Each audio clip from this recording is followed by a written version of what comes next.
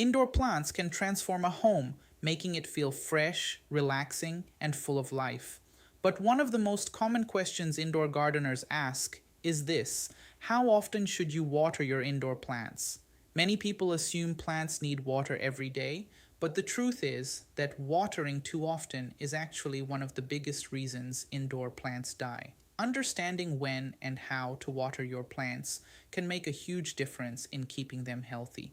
The first thing to understand is that different plants need different amounts of water. Some plants, like succulents and snake plants, prefer their soil to dry out completely before watering again. Other plants, such as peace lilies or ferns, prefer consistently moist soil. That's why there is no single watering schedule that works for every plant.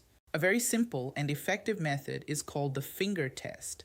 Just place your finger about 1 inch into the soil. If the soil feels dry, it is time to water your plant. If the soil still feels moist, it is better to wait another day or two. This small habit can help you avoid overwatering, which is one of the most common mistakes indoor gardeners make. Another factor that affects watering is light and temperature. Plants placed near bright windows often dry out faster because the soil loses moisture more quickly.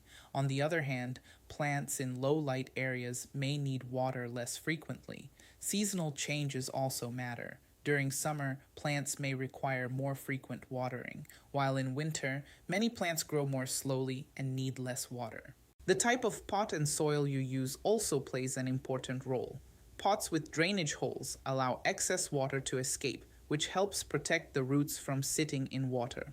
Well-draining potting soil can also help maintain the right balance between moisture and airflow for the roots. One useful tip is to observe your plants regularly.